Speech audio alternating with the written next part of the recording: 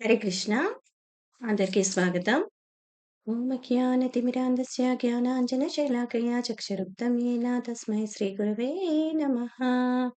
ఓం నమో భగవతే వాసుదేవాయ. ఓం నమో భగవతే వాసుదేవాయ. ఓం నమో భగవతే వాసుదేవాయ. ఈరోజు ఈరోజు మనమందరం చర్చించుకునే విషయం ఏంటంటే, స్వర్గానికి ప్రవేశం ఉచితమట. మరి మీరందరూ రెడీయా? స్వర్గానికి ప్రవేశం ఉచితం. నరకానికి వెళ్ళడానికి బోలెడంత డబ్బులు ఖర్చు పెట్టాలట. ఇది చాలా ఆశ్చర్యంగా ఉంది కదా! అలానే చూస్తూ ఉన్నాం. ఎలాగా? మనం జూదం ఏమన్నా ఆడాలనుకోండి, అప్పుడు డబ్బులు చాలా ఖర్చు పెట్టాల్సొస్తుంది. అదే మత్తు పానీయాలు తాగాలనుకోండి, అప్పుడు కూడా విపరీతంగా డబ్బు ఖర్చు పెడతాం. అదే మగవాళ్ళైతే సిగరెట్లు, పాన్ పరాగులు ఇలాంటివన్నీ తాగడానికి డబ్బు విచ్చలవిడిగా ఖర్చు పెడుతూ ఉంటారు. ఈ పాపాలతో పయనించేటప్పుడు అన్నిటికీ డబ్బులు కావాలి. అవునా? మనం తెల్లవారుజాము నుంచి లేచి ఇంట్లో పనులన్నీ జేసుకొని, కష్టపడి పొద్దున్నుంచి సాయంకాలం వరకు కష్టపడిందంతా తీసుకెళ్ళి మనం ఏం జేస్తున్నాం? ఈ మత్తు అలానే జూదం ఆడడానికి ఇలాంటి వాటన్నిటికి ఉపయోగిస్తున్నారు. ఇది కాకుండా అదే మనం ఇవన్నీ ఏమవుతున్నాయి? ఇవన్నీ మనం డబ్బుకపరిచేది కాకుండా మనకేం జేస్తున్నాయి? మన శరీరానికి హాని చేస్తున్నాయి. అలానే కాకుండా ఏంటి, మనకి నరకలోకానికి వెళ్ళడానికి ఈ దారి సులువు చేస్తూ ఉన్నాయి. అదే మనం స్వర్గలోకానికి వెంకి ప్రవేశం ఉచితం అన్నారు కదా! ఎలా ఉచితం తెలుసుకుందాం. ఎలా ఉచితము? మనతో పాటు నలుగురున్నారు. ఆ నలుగురిని ప్రేమించేటప్పుడు ఏమవుతుంది? మనకి డబ్బులవసరం ఉండదు. అలానే మనం భగవంతుడిని ప్రార్థించాలనుకోండి, అప్పుడు కూడా మనకి ఎటువంటి డబ్బులు అవసరం లేదు. అలానే మనం ఎవరికైనా సేవ చేద్దామనుకుందాం. సేవ అంటే ఏంటి? భగవంతుడు గుళ్ళో గాని సేవ చేయొచ్చు. అలానే మన దగ్గరున్న డబ్బుల్ని దానం చేస్తూ చేయడం వల్ల, ఇంకోళ్ళకి మంచి జరగడం వల్ల, ఇవన్నీ కూడా సేవలోనే వస్తాయి. అలానే మనం యోగా, ప్రాణాయామ ఇలాంటివి చేయడం వల్లేంటి, మన ఆరోగ్యం మంచిగా అవుతుంది. అంటే దానికి కూడా డబ్బు అవసరం లేదు కదా! ఇలాంటి వాటికి దేనికి డబ్బవసరం లేదు. కాపోతే మనం ఏం చెయ్యాలి? ఇప్పుడు మనం ఆరోగ్యంగా ఉండాలనుకోండి. మనం ఆరోగ్యంగా ఉండాలంటే ఏంటి? ఉపవాసాలు చెయ్యాలి. ఉపవాసాలు చేసేటప్పుడు ఏంటి? రూపాయి ఖర్చుండదు. అలానే మనం ఎవరినైనా బాధాకరమైన మాటలతో మాట్లాడాం. అలాంటప్పుడు ఏంటి? మనకు తెలుసు వాళ్ళని బాధ పెట్టామని. అలాంటప్పుడు మన అహంకారాన్ని తగ్గించుకొని వాళ్ళ దగ్గరికెళ్ళి క్షమించండి అని అడిగామనుకోండి, క్షమించడాయించే వాళ్ళుంటారు కదా! క్షమించడానికి డబ్బులవసరం లేదు. అవునా? అలానే మనం చాలా మనతో పాటు మనం ఈ భూప్రపంచంలో చాలా పురుగులు, పుట్రలు వీళ్ళన్నిటికి ఉంటాయా? మనం తినే ఆహారంలో కొంత ఆహారం వాటికేసామనుకోండి, కరుణ, సానుభూతి, మానవీత్వం పెరుగుతుంది. అదే ఎవరైనా మనిషి హాస్పిటల్‌కి అలా వెళ్తూ ఉన్నారు. రక్తం కావాల్సొస్తుంది. మీ రక్తం అదే గ్రూప్ అనుకోండి. ఇప్పుడు మీ రక్తాన్ని దానం చేయడము, అలానే అయ్యో పాపం అనే సానుభూతిని చూపించడానికి కూడా పెద్దగా డబ్బు అవసరం లేదు. వీటికన్నిటికి ఏమి కావాలి? దేవుడి పైన నమ్మకం ఒకటి ఉండాలి. మన పైన మనకు ప్రేమ, విశ్వాసము ఉండాలి. ఇలాంటివన్నీ ఉండడం వల్ల ఏమవుతుంది? ఇలాంటివన్నీ చేయడం వల్ల దానం చేయడం గానీ, యజ్ఞం చేయడం గానీ, నీ నీ సేవ చేయడం గానీ, భగవంతుడిని పై నమ్మకంతో మనం పని చేసుకోవడం, మన పని మనం చేసుకోవడం గానీ, ఇలాంటివన్నీ చేయడం వల్ల మనకేమవుతుంది? మనం స్వర్గలోకంలోకి ప్రవేశం వచ్చేస్తుంది. స్వర్గలోకంలోకి ప్రవేశం అంటే ఏంటి? ఒక్క రూపాయి ఖర్చు ఇప్పుడు డబ్బులన్నీ ఖర్చు పెట్టుకొని మనం నరకానికెళ్దామా?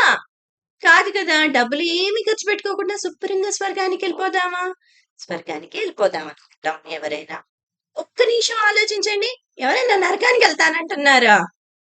ఎవ్వరు ఉండరు. భూప్రపంచంలో ఎటువంటి వాళ్ళైనా సరే, మనకి మనం ఎలా ఉంటాము? మనం ఉన్నత స్థాయికెళ్దాం అనుకుంటాం. కాబట్టి అందరం ఏమనుకుంటున్నాం? స్వర్గలోకానికెళ్దాం అనుకుంటున్నాం. మరి ఈ స్వర్గలోకం ఒకటేనా? స్వర్గలోకం పైన ఇంకా ఎన్నెన్నో లోకాలున్నాయి కదా! అంటే స్వర్గలోకం పైన విష్ణు లోకాలున్నాయి. ఈ వైకుంఠ లోకాలున్నాయి. ఎక్కడైతే భగవంతుడున్నాడు. కానీ మనకేం చేయాలి మరి భగవద్గీతలో? భగవంతుడు ఏం చెప్పాడు మనకి? ఏదైనా సరే సేవతోనే మొదలవుతుంది. ఎందుకు? ఒక ఉదాహరణకి ఒక పిల్లవాడున్నాడనుకోండి. ఆ పిల్లవాడిని అమ్మిష్టమా, నానిష్టమా అనంగానే ఆ పిల్లవాడు ఏం చెప్తాడు? అమ్మిష్టం అని చెప్పేస్తాడు. ఉదాహరణకు చెప్తున్నానండి. అలా అని నానిష్టం కాదండి. ఇప్పుడు అమ్మ ఇష్టమని ఎందుకు చెప్తాడు? అంటే అమ్మ తనకి చిన్నప్పటి నుంచి ఏం చేస్తుంది? స్నానం చేయించడం గాని, నీ గోరు ముద్దలు తినిపించడం గాని, ఇలాంటివన్నీ ఏంటి? ప్రేమ, ఆపేక్షతో చేస్తూ ఉంటుంది కదా! చాలా ప్రేమగా పిల్లవాడిని పెంచుతూ ఉంటుంది అమ్మ. అలానే పిల్లవాడికి ఎక్కువగా మక్కువే ఉంటుంది. నాన్నగారు సాయంత్రం తీసుకొచ్చే చాక్లేట్ కన్నా పొద్దున్నుంచి సాయంకాలం వరకు అమ్మ చూపించే ప్రేమ మీద ఎక్కువ మమకారం ఉంటుంది కదండీ! మనమైనా అంతే. అలాంటప్పుడు ఈ భూమండలాన్ని ఏలే భగవంతుడున్నాడు. భగవంతుడికి మనమేమన్నా ఇవ్వాలా? మనమేమి ఇవ్వాల్సిన అవసరమే లేదు. కాపోతే అయితే మన నుంచి భగవంతుడేమన్నా ఆశిస్తాడా? ఒక్కటే ఆశిస్తాడు. ఏం ఆశిస్తాడు? ప్రేమని. మరి భగవంతుడు భగవద్గీతలో భగవంతుడికి ఏం కావాలన్నాడు అనేది చూద్దాం. మనం ప్రేమ ఇద్దాం అనుకుంటున్నాం. భగవంతుడు ఎలాంటి ప్రేమని అడుగుతున్నాడు చూద్దాం. భగవంతుడు ఏంటి? మీ 9వ అధ్యాయం 26 శ్లోకంలో భగవద్గీతలో పత్రం పుష్పం ఫలం తోయం ఏమి భక్తా ప్రదశ్యతే తదహం భక్తా ఉపహర్తం అశ్రామి ప్రయతాత్మనః. అంటే దీని అర్థం ఏంటి? భగవంతుడైన భగవంతుడు అంటే మన తండ్రి. అంతేనా? మన ఇంట్లో అందరికి తండ్రి, తల్లి ఉన్నారు కదా! అలానే భగవంతుడిని మనం తండ్రి స్థానంలో ఉంచితే, భగవంతుడేంటి ప్రేమతో ఏం సమర్పించమంటున్నాడు? ఒక పత్రం గాని, పుష్పం గాని, ఫలం గాని, మంచినీళ్ళు గాని. ఎలా సమర్పించమంటున్నాడు? స్వచ్ఛమైన మనసుతో గనక సమర్పిస్తే నేను సంతోషంగా స్వీకరిస్తానంటున్నాడు.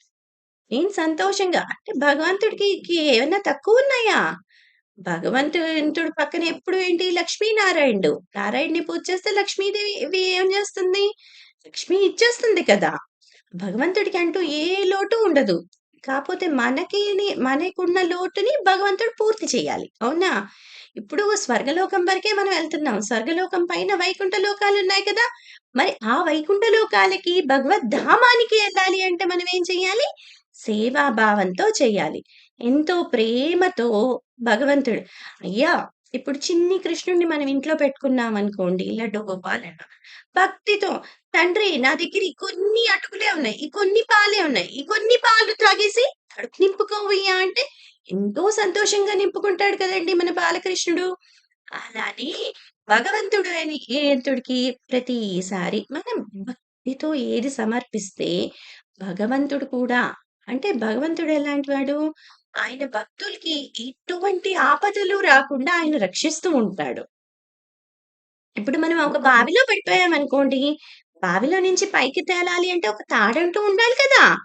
ఆ తాడే లేదనుకోండి మనం బయటికి రాలేం కదా!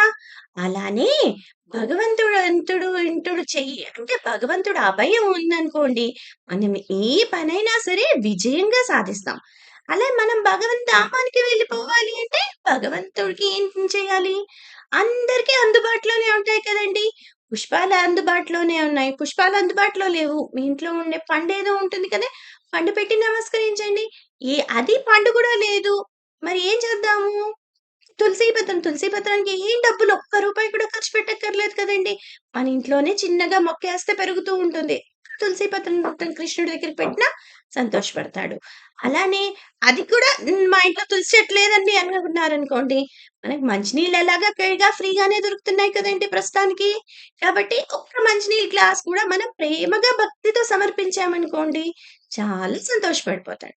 భగవంతుడు ఎప్పుడైతే సంతోషపడిపోతాడో భగవంతుడే ఆ భక్తుడికి వశమైపోతాడు. వశమైపోయినప్పుడు ఏం జేస్తాడు? భగవంతుడికి మీకేం కోరికలున్నాయి, అన్ని కోరికలు భగవంతుడే తీర్చేస్తాడు. అలానే ఆయన లోకానికి కూడా ఆయన తీసుకెళ్ళిపోతాడు. అంటే ఇప్పుడు స్వర్గలోకం ఒకటే కాదండి. ఆయన లోకమైన బృందావనానికి కూడా ఆయన తీసుకెళ్ళిపోలేస్తాడు. ఎలాగా? చిన్న చిన్న పనులే. ఇదేం కష్టమైన పని కాదు కదండీ! చాలా సులభంగా మనం భగవద్ధామానికెళ్ళిపోవచ్చు. దీనికొక ఉదాహరణగా ఒక చిన్న లీల చెప్తాను.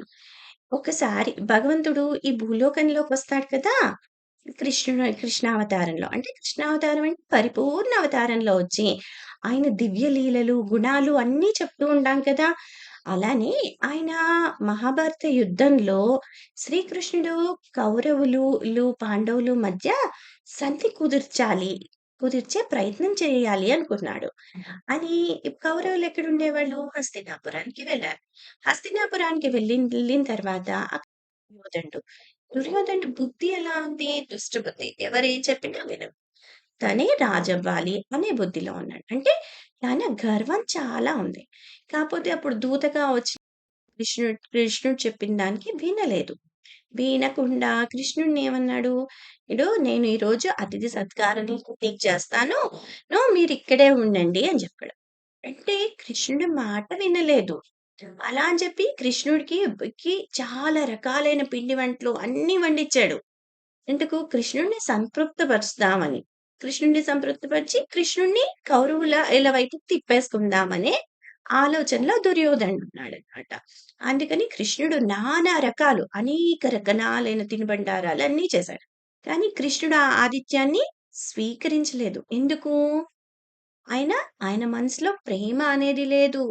దు కాబట్టి ప్రేమ లేదు. ఉత్తి ద్వేషంతో ఉన్నాడు. అంటే దుష్టుడు కాబట్టి ఎక్కువగా ఏం చేస్తూ ఉంటాడు? ద్వేషం ఎక్కువైపోయింది. గర్వం ఎక్కువైపోయింది. కాబట్టి కృష్ణుడు అక్కడ ఆయన అతిథి సత్కారం తీసుకోకుండా ఆయనేం చేశాడు? అదే హస్తినాపురంలో ఉండే విదురుడు యొక్క ఇంటికెళ్ళాడనమాట. విదురుడేంటి హస్తినాపురంలో మంత్రి. కాపోతే ఆయన చాలా నిర్మొహమాటంగా ఉండేవాడు. అంటే ఒక చిన్న కుటీరంలో విదురుడి వాడి భార్యని విదురాణి అంటాం. కుటీరానికి వెళ్ళాడు. అయితే ఈ విదురాణి ఇప్పుడు ఏంటంటే ఆయన కృష్ణ భక్తురాలు. ఎప్పుడు కృష్ణుడిని ఇష్టదైవంగా భావించి, ఎప్పుడు మా కుటీరానికొస్తావయ్యా! నీకు మేమెప్పుడు సేవలు జేసుకోవాలి అనే ఆలోచనలో ఉంటుందన్నమాట. అయితే అనుకోకుండా ఆ రోజు విదురుని ఇంటికి వెళ్ళాడన్నమాట. అయితే ఆ రోజు వీటిని కృష్ణుడిని చూసిన ఆనందంతో భక్తి, ఆనందము చెప్పలేనిగా చూస్తూ ఉండిపోయింది ఒక 10 నిమిషాలకి. అయ్యో! రండి అని కూర్చోబెట్టి ఎట్టింది. ఎక్కడ వాళ్ళ దగ్గర ఏముంటే అదేసి కూర్చోబెట్టి, అతిథి సంస్కారం మన భారతదేశంలో ఒక భాగంగా చేస్తాం కదండీ! ఎవరైనా అతిథి ఇంటికి రాంగానే. అలానే కృష్ణుడు అందులోనూ దేవాది దేవుడని తెలిసిన ఆయన్ని ఇంత గొప్పగా సత్కరించాలి. కాపోతే విదురాని దగ్గర ఆ రోజు సమయానికి అరటిపళ్ళు తప్పితే ఇంకేమీ లేవండి పెట్టడానికి. అయితే కృష్ణుడినక్కడ కూర్చోబెట్టి అరటిపండు ఇద్దాము అనుకుని ఆవిడ కృష్ణుడిని చూస్తూ ఉన్న ఆనందంలో ఏం చేసింది? అరటిపండు ఒలిచి అరటిపండు కింద వేసేసి తొక్కని ఇచ్చేసిందండి. ఈ తొక్కే ఎంతో రుచికరంగా ఉంటుంది అని భగవంతుడు ఆ తొక్కని స్వీకరించాడు. అంత పరమానందంతో స్వీకరించాడు. ఇది ఎందుకు చెప్తున్నానంటే, భక్తితో భగవంతుడికి మనం ఏదైనా పెట్టొచ్చు.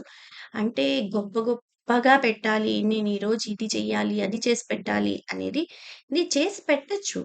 అలా కాకుండా ఏంటంటే, మనస్ఫూర్తిగా ప్రేమ, భక్తితో ఏ చిన్న వస్తువైనా సరే, ఇదంతా ఈ భూప్రపంచం అంతా భగవంతుడిచ్చిందే. మనకి ఇచ్చిన దేహం గాని, ఏదైనా భగవంతుడిచ్చిందే. ఆయనకు మనం ఏమిస్తామండి? ఏమి ఇవ్వలేం. కాబట్టి మనం ఏమిద్దాము?